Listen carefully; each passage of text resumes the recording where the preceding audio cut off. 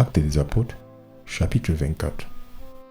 Et 5 jours après, Ananias le grand prêtre descendit avec les anciens et avec un certain orateur nommé Tertullus, qui informèrent le gouverneur contre Paul.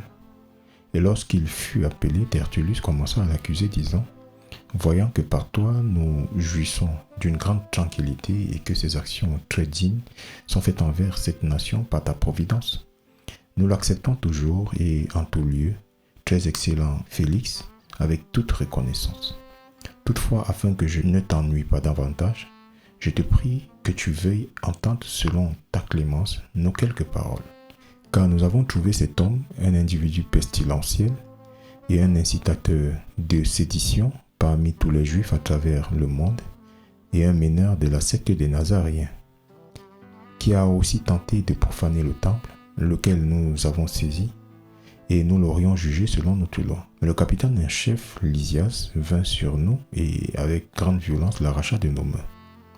Commandant que ces accusateurs viennent vers toi, tu pourras en l'interrogeant toi-même prendre connaissance de toutes ces choses dont nous l'accusons. Et les Juifs aussi acquiescèrent, disant que ces choses étaient ainsi. Alors Paul, après que le gouverneur lui ait fait signe de parler, répondit : « Puisque je sais que tu es juge de cette nation depuis de nombreuses années, je réponds pour moi-même avec d'autant plus d'enthousiasme. Parce que tu peux comprendre qu'il n'y a que 12 jours depuis que je suis monté à Jérusalem pour adorer, et ils ne m'ont trouvé ni dans le temple, disputant avec qui que ce soit, ni soulevant le peuple, ni dans les synagogues, ni dans la ville. Et ils ne peuvent pas non plus prouver les choses dont ils m'accusent maintenant. Mais je te confesse ceci, que suivant le chemin qu'ils appellent hérésie, ainsi j'adore le Dieu de mes pères, croyant toutes les choses qui sont écrites dans la loi et dans les prophètes.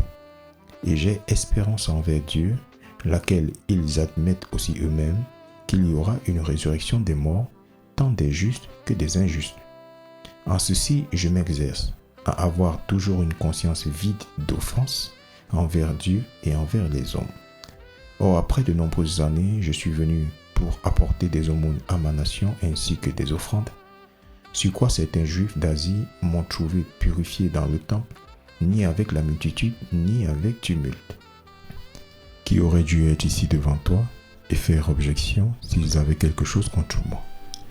Ou bien que ceux-ci disent ici, s'ils ont trouvé en moi quelque malfaisance lorsque je me tenais devant le conseil, à moins que ce ne soit pour ce seul son que j'ai crié, me tenant parmi eux au sujet de la résurrection des morts, que je suis questionné par vous aujourd'hui.